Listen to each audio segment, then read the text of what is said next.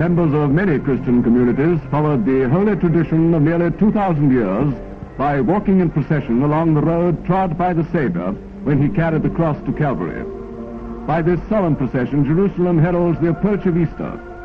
It was from this little city, so unimportant then to the wider world, that the Christian gospel spread over the earth after the resurrection.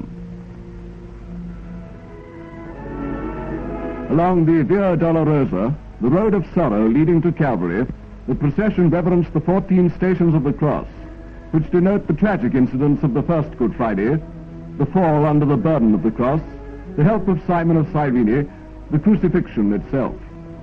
After 3 days, the miracle of Easter converted tragedy into triumph. In the undying inspiration of that example, the Christian world renews its hope.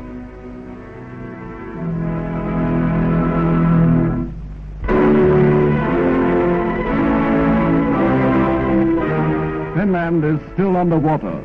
Scores of square miles of prime agricultural land is out of action, for though the rivers are no longer flooding, it may take till the end of May to pump the water out to this low-lying country. Farmers hereabouts are the worst hit of all in what is officially declared to be the greatest agricultural catastrophe ever known in Britain.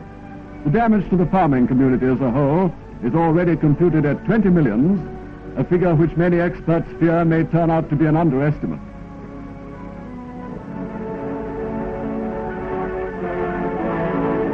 From one farm, now drying out, the cattle were rescued from the flood and taken to the hangars of a disused airfield. But still putting a brave face on misfortune, the typical country attitude in face of calamity, the farmer's wife refused to give way to pessimism. Upon Welsh Mountain sheep farmers has fallen disaster of another kind. They are among the greatest sufferers in the nationwide loss of sheep. At just one farm in Brecon, the value of sheep lost was £800. Some of the animals were a pathetic sight, still just alive when the snow melted. They were given the stimulant, but were too far gone to benefit.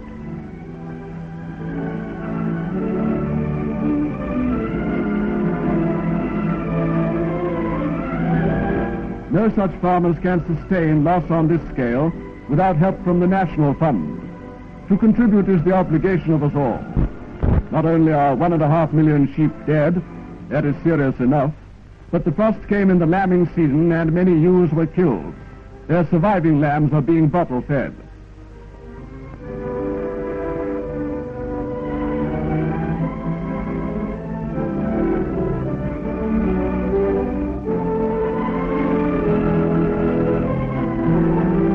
At a large 3,000-acre farm in Oxfordshire, where the seeds of winter-sown wheat were washed away in the rivulets of the receding flood, there was vivid evidence of the damage to arable land. One field of winter wheat survived, but a large crop of clover seed was destroyed, a loss of £10,000. Of the crop of Brussels sprouts, only 1/10 remained, and of root crops, Swedes, like all the rest, were killed by the frost. Self-reliant as ever in the face of misfortune, farmers plow the stuff in. Racing against time, they may yet succeed in growing wheat on such land for the next harvest. And it is a race against time. Using 6 tractors at once, they got the land under the plow and prayed for a few days of drying wind to make it fit for the sowing. The whole country is concerned in this operation. Food is short. We must raise every ounce we can.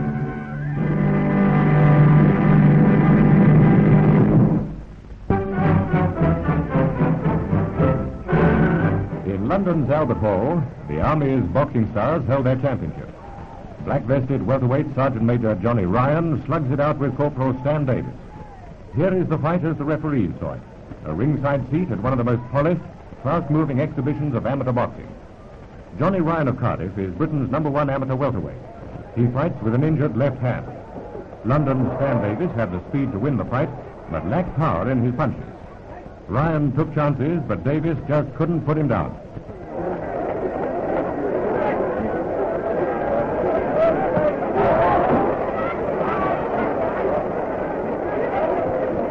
Behind on points at first, Ryan comes up with a smile to a real champion's finish. Punching hard, he gains a narrow victory over a tiring opponent.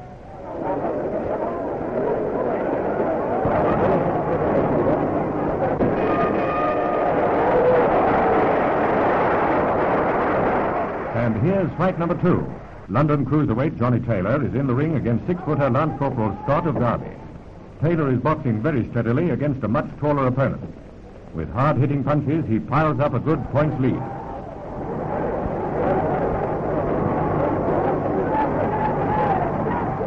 Scott comes up with some good clean punches to the face in the last round, but Taylor keeps his lead and gets the referee's decision.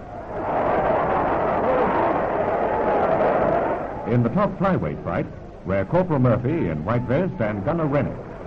Murphy was way on top. Here, Rennick goes down for a count of 6. He's up again, showing plenty of courage, but signals Corporal Murphy hits out like a real champ.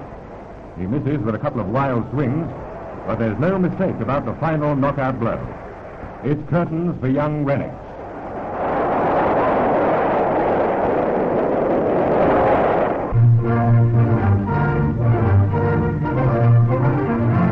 One of the highlights of the Royal Tour in Natal was the tumultuous welcome given by tens of thousands of people at Durban. This was the scene as the King and his family drove along West Street on the way to the City Hall.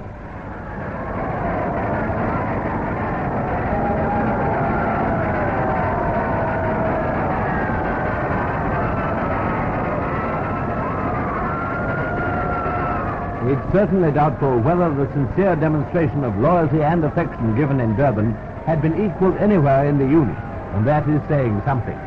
A memorable picture of a really great ovation.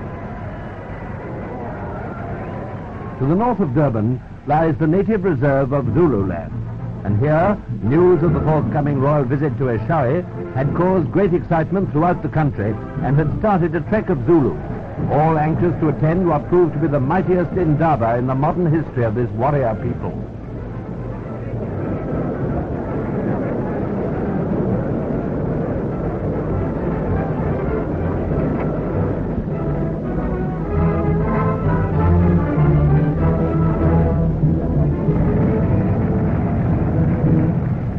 The gathering was held in the afternoon, and thousands of Zulu tribesmen and women were present when their majesties and the princesses took their places on the dais for the ceremonies that had been arranged. One of these was the royal dance called Ngoma Umkose, a traditional way of paying homage, and clearly carried out with especial fervor on this historic occasion.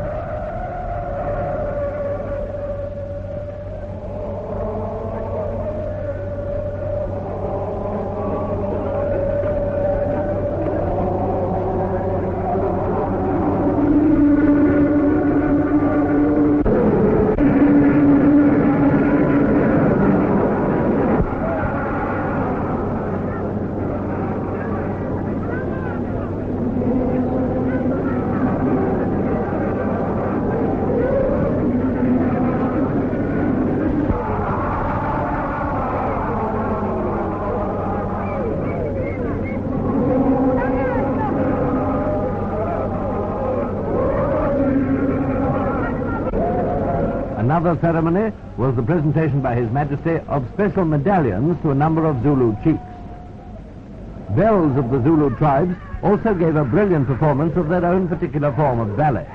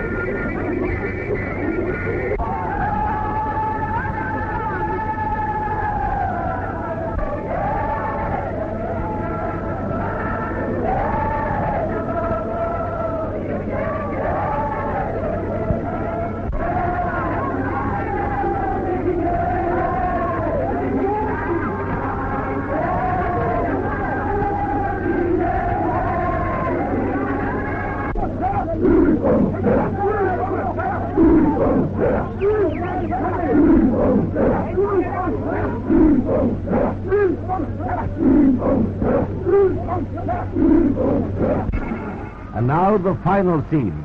The warriors of the Zulu nation paid tribute to the great white king.